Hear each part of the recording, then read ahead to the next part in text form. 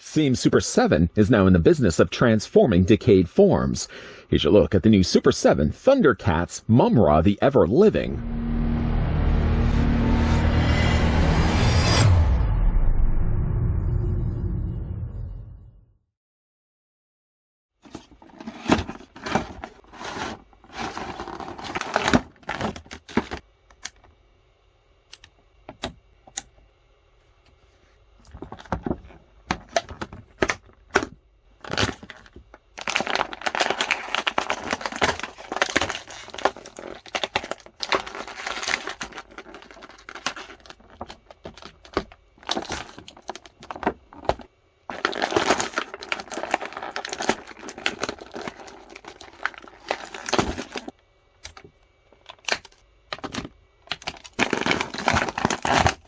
Mumm-Ra is the ThunderCats' evil adversary, mummified and otherwise weak. He is energized and made immortal as a servant of the spirits of evil, who grant him magical and transformative powers to carry out their wicked bidding. If you guys are interested and would like to get Mumm-Ra the Ever-Living for yourself, you can click the link down below in the video description that will take you on over to Entertainment Earth's website, the very same place that I picked up Mumm-Ra for myself. Grabbing now the tape measure just to see how tall the figure stands. Now, this one's going to be a lot bigger than the previously looked at ThunderCats. We're going to bring in a couple for comparisons. Mumm-Ra the Ever-Living, in this case, stands about 8 inches in height, or he's roughly 20 centimeters tall. And, of course, for the ever-important size comparisons, here's what he looks like next to mummified Mumm-Ra before he has his conversation with the ancient spirits of evil. To note, though, that this is the one actually from Matty Collector. It's not the one from Super 7. At some point, I'm sure I'm going to pull the trigger because, while it still is, I think, the same figure, Super 7 did include some extra goodies that weren't present with the Matty Collector release. Other size comparisons we can also make as well, speaking still with evil. Here's what he looks like next to Evil Jackalman, who's not really as evil as Mumm-Ra the Ever-Living. Here's what he also looks like next to Panthro. And here's what he obviously looks like next to Lino. I would have to bring Lino in for comparisons. Yeah, Mumm-Ra is quite a lot taller than Lino. The only other figures I didn't bring in here for was Cheetara. Actually, speaking of Cheetara, in the review of Cheetara, I did bring in Plunder, and I noted that Plunder was quite a lot taller than Cheetara. Super 7, for their release of Plunder, actually shrunk down the figure's size, so she's actually better scaled to Cheetara. Probably one of the reasons why, too, that Plunder seems so much taller than Cheetara was because I was comparing it to the Matty Collector release. But still, though, this is what the Mumm-Ra Ever-Living, the Mumm-Ra the Ever-Living, looks like next to the rest of the ThunderCats figures we've had so far. The ThunderCats figures we've gotten so far. More like the ThunderCats figures that this guy has gotten so far. I admit I'm several waves behind. I'm now trying my best to play catch-up. Mumm-Ra the Ever-Living, for example, has been around for a bit. Although it did work out because I ordered this guy a little bit later. There were issues with the serpents on the top of Mumm-Ra's head. One of them, I think, was off-aligned or facing the wrong direction. Anyways, the one I did get, needless to say, is fine. It's no issues with the serpents whatsoever. But now I am trying to play catch-up, so hopefully you guys will be seeing some future ThunderCats reviews here on this channel. Stay tuned for that. In the meantime, let's have a look at the accessories now that come included with Mumm-Ra the Ever-Living. The first of which, the figure comes included with the Mighty Gyroscope Regulator. The Mighty Gyroscope was an internal machine deep beneath New Thundera. It basically was generating the gravity to keep the planet together. This is the regulator for that, and it's all been cast here in a lighter gray, some darker gray for the orb on the end, and matching gray actually in the little stripes about midway through the handle of that. This can actually fit well into Mumm-Ra's hand. I don't even have to change the hand out at all. Speaking, though, of hands, I guess we can kind of talk about that right now. The figure also comes included with a closed fist, which is basically just a mirror flip to that one, because that's the one that's on his hand right now. And he also comes with a grabbing hand. So basically, he comes with a pair of closed fists and a pair of gripping hands. These gripping hands also certainly will come in handy for the next accessory the figure comes included with, and that is the extended Sword of Plunder. I just love to say that, too. The Sword of Plunder, as you can see, has the serpent hilt in the middle. It's all been done nicely in a gold plastic. And, of course, the actual blades... just kidding. The actual blades themselves are, again, that lighter plastic, lighter gray plastic. There's a little bit of paint problems I have on the gold here. I'm sure it's only specifically on my figure. It's probably not across the board. But again, this can also fit into his hands. The figure also comes with also a spell or warning hands, as he certainly did like to warn the ThunderCats that this wasn't over. You hadn't defeated him just yet, although the ThunderCats defeated him every episode. These are, again, cool-looking hands to display the figure with. Going to use that, I'm sure, at some point. Gonna move those to the side. The figure also comes included with an alternate head sculpt, which I guess we'll go back to in a second. I really should have looked at this one first. The figure also comes included with Ma-Mutt. Ma-Mutt. I love this guy. I don't know why I've always had a fascination with Ma-Mutt. We just like saying that. His little bulldog that he had here. Now, unfortunately, though, as good as the head sculpt may be, there is no mouth articulation. I kind of wish that they could have, in between the little fangs, the jowls, are those jowls? In between those, he could have actually had a mouth that opened and closed. Not the case at all. The coloring is really good on this guy. You can see his tiny little red eyes. And, of course, the spiked collar. Now, he doesn't have much in the way of articulation. Not that I was expecting much anyways. The head does rotate all the way around. And, of course, his legs do move forward and back. And you can move his hind legs back and forth. Some nice coloring also on the bottom of him, too. Like his underbelly, tickle, tickle, tickle, is a nice lighter blue. He also has that on the pads of his feet. Really, really nice-looking version of Ma-Mutt. Going to move that to the side. The figure also comes included with his cape. The cape is black, obviously. I'm stating the obvious. Black on the outside, red on the inside, but it's also got a wire frame, so you can manipulate the cape if you want. It has been really seamed well. Really nice seam work on the inside of it. Very finished on all the sides. It even actually went the mile of tattering, making the bottom all torn and tattered. That's a nice little touch. Now, there's a hole right in the middle, and there's a hole on both the sides. The idea is that you're supposed to take Mumm-Ra's head, yank it off from the ball joint, then we go ahead and just take the middle hole and fit it over the ball joint like that. I probably would have just left this off for the majority of the review, but, just to show you guys what that looks like. Just pop the head back into place. And because he does have the wire cape, you can bring the cape around and just have it kind of flushed against his body. Like that. Or, what you can also do too, because he has the holes on the sides, what you can also do too, is he has these little spikes. See how this one curves up just a little bit longer than the one that's next to it? Well, this one actually is the one that's best suited. Because it's curled, it really helps to hold the cape in place. If you tried to do that with, say, for example, the spike that's the shorter one, because it's not curved, it simply just falls back off the spike. There's nothing really to hold and commit it in place. However, though, again, if you use the curved spike, which again, you have to kind of stretch the cape around here and fit that around. Do I have it all the way? Not all the way. There we go. This now will hold this in place. So like, for example, if you did want to fan his arms out, for example, perhaps making use of the head sculpt that we're about to have a look at, you can also do that too. It's not wireframe. It's only wireframed here and along the top. The bottom is completely just the soft material.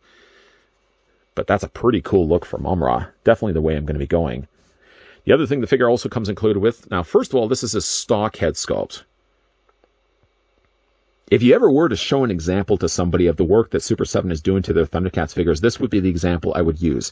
Mumm-Ra looks like he was pulled exactly from the cartoon. I mean, look, he looks uncanny. The likeness is uncanny. If you, though, prefer to have Mumm-Ra in a screaming pose, you can do that, for example. Eyes don't change too much, nor does the helmet. Unfortunately, the little crest here on the top, because it's softer plastic, the alternate head on mine, at least, is a little on the more warp side, so I'm going to have to heat that up a little bit. Other than that, though, it looks like to be the same head sculpt, other than the mouth has been changed. Now, this is certainly a case where, unlike Ma-Mutt, I would not have hinged the mouth. That would have really ruined, I feel, the head sculpt on the face. Instead, having the alternate head is the best way to go.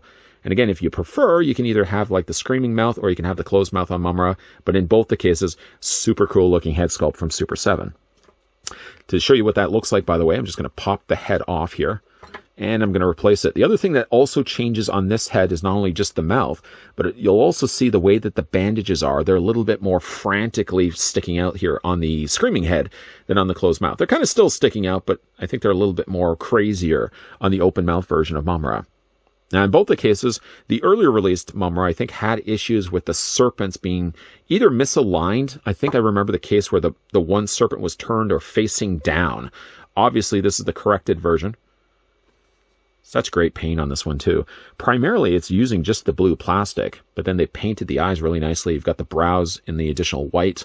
Matching that, the white, the coloring of the teeth. There's no tongue in this case. There almost looks as if there should be a tongue, but everything's been painted black. It doesn't bother me at all. Of course, you got the Mumm-Ra ever-living symbol there in the middle.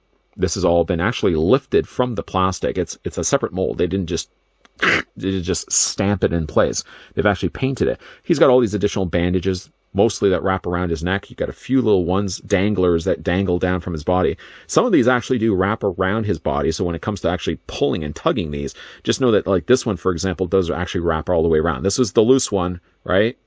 This is the one that actually wraps around his body. So don't be pulling and tugging that. All these cool little bandages. None of them actually seem painted. They all look like they're just molded in that gray plastic.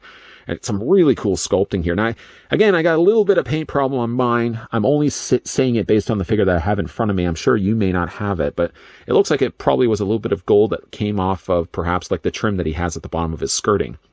He's got some really cool feet too. Mumm-Ra has these sort of furry tops to his feet. Is he a hobbit? I don't think he's a hobbit. Maybe he's related to the hobbits. But he has this little like fur kind of trim on the top of his feet. And those have been nicely painted here in gold as well. Like all in all, it's a really neat looking figure. I don't think there's anything I would have changed at all to Mumm-Ra. Short of maybe just saying like Ma-Mutt probably could have afforded some additional articulation in his mouth. But yeah, there's nothing at all I would have changed the Mumm-Ra whatsoever. For the articulation on this guy, his head is on ball joint. I realize I don't have his head completely in place. Let's see if I get it all the way in there. Head does look down, head does look up, and of course you can slightly move it back and forth. Now with the cape, obviously there's going to be a little bit more limitation. You can still move the arms back and forth. Should I maybe take the cape off? Consensus, everybody? Yeah? Yeah? Good idea? Okay. We'll leave it off for the time being. We'll come back to it for final looks for the figure. And maybe while I'm at it, I'm also going to pop this head back. This one does stay a little bit more securely in place. You want to see the back of the body now that I've taken off the cape? All right. There you go. Very, very cool looking figure though. Anyways, though, for the articulation on this guy, now that I've removed the cape, head moves back and forth and moves. It looks only down just a little bit and only looks up a little bit because he's got so much going on, so much business on the back. It does prevent the figure from really being able to hinge his head upward though. Shoulders now that I've completely done away with the cape can give us about a 45-degree angle bend. Nothing really more after that. Arms do rotate all the way around. He does have a bicep swivel, single hinge in the elbow, which also allows the forearm to rotate, and there's also rotation in the hand. The upper torso is only on a crunch. You can rotate the waist, though, back and forth. Legs do split out. Because they've also allotted for enough clearance inside the softer plastic skirting, really allows the legs to be able to split a lot more than you think they would. The legs can also move forward. They can also move back. There's a slight swivel at the top of the thigh. Single hinge on the knee. Lower rotation on the lower leg. And then for, of course, the feet, they move back and forth this way. And there's a nice ankle pivot happening too. By the way, FYI, there's peg holes in the undersides of Mumm-Ra's feet. So if you did want to use your self-display stand, you can certainly do that as well. Bring back in Ma-Mutt. Bring back in Mummy Mumm-Ra. That's not his name, Mummy Mumm-Ra. But just to kind of give you, again, the size comparison, just how much bigger Mumm-Ra the Ever-Living is. I think I'm now, the more I'm looking at this, thinking I should probably invest in getting the Super7 Mumm-Ra, at least this version of Mumm-Ra, because I kind of like the colors of the blue that they've used, the Matty Collector version of him, look a little dingier, look a little darker, don't look as bright perhaps as what we get here. I think I'm now going to probably, I'm going to do it. I think I'm going to do it. I'm going to invest in the Super7 version of Mumm-Ra if I can still find him. So at least the colors are going to be a little bit more closer in color scheme to what we get here with Mumm-Ra the Ever-Living. Overall, though, a really cool looking figure. Displaying now Mumm-Ra the Ever-Living with the extended sword of Plunder is the way I'm going to wrap up this review. I just said wrapped up. He's a mummy. I'm here all day. Don't forget to try the meatloaf. But certainly two things that can come displayed with the figure, first of which is the sword of Plunder, but also the fact the figure comes included with a mighty gyroscope regulator. Even though it's not something I would consider to display with Mumm-Ra, the fact that they would even throw that in there as a nod to the cartoon, nice work again on Super7's part. The one thing I did actually leave off in final looks of Mumm-Ra here is Ma-Mutt. A nice, also welcomed addition to come include with the figure. Yes, it's a little bit of a shame that unfortunately Ma-Mutt didn't have an open and closed mouth. I think they could have hid the joint inside the jowls of Ma-Mutt. But the figure only, unfortunately, has 5 points of articulation. But considering that the original Ma-Mutt had, like, no points of articulation, I think that's at least a step up. And to be fair, too, Ma-Mutt has some decent paint going for him as well. You know, again, if I was to strike up just some conversation with some random stranger I'd meet down the street, and somebody was just randomly talking about Super7's ThunderCats, and, you know, I wish there was a good example of what Super7's doing to their ThunderCats line, I would strike up that conversation with that person. I would step in, whether they were talking to somebody else or not. I would just sort of involve myself in that conversation. And I would say, you know, the best example that I can find so far, even though really all the figures have been knocking it out of the park, But Mumm-Ra the Ever-Living is, for me, like the definitive example of what Super 7 is doing right with the ThunderCats figures. Yeah, these articulation is still more on the simplified version. I know that's one of the problems that many people are still experiencing. These ThunderCats figures sort of have more basic articulation when you're comparing it to some of the stuff that we're getting now from other companies. But again, like when you're looking at the sculpt of Mumm-Ra and factoring the fact the figure has 2 different head sculpts, comes with Ma-Mutt, comes included with the mighty gyroscope regulator, whether you're going to use it or not, and comes with a sword of Plunder. I mean, that's just the price of admission right there to pick up this figure for yourself. Speaking, though, of picking up, I did actually, again, find this one over on Entertainment Earth's website, so if you guys are interested. At the time I did place the order, it was hot off the truck, which is always a good way to go, especially if you have a problem figure. Like Mumm-Ra, for example, had problems, I think, with the serpents on the top of his helmet. Being the fact that this one was just hot off the truck, at least at the time I ordered it, meant that it probably was going to have the corrected head, and sure enough, it did. I didn't have any issues with either of the heads, in fact. Not sure which one I'm going to display with the figure for the time being while he still has the Plunder sword. I think I'm going to go with the open mouth, but both heads are equally good. Again, if you guys are interested, you can click the link down below in the video description, or if you already have this figure, let me know down below in the comments section if you unfortunately got the Mumm-Ra that had the problem with the serpents, or if, like myself, you were able to find the Mumm-Ra that had the corrected serpent heads. I think it was the serpent heads. Let me know also down below in the comment section. And as well, if you guys enjoyed this video, hit with like. If you're loving the content you guys are seeing and certainly do want to stick around for more, maybe even for more ThunderCats reviews in the not-so-distant future, then make sure you hit the subscribe button down below and turn on the bell notification. While we also have wrapped up the review for Mumm-Ra, popping up at the very end of this video will also be a playlist of other things I've been looking at for Super 7, with many more to follow. And as always, guys, thanks for watching. See you guys next time.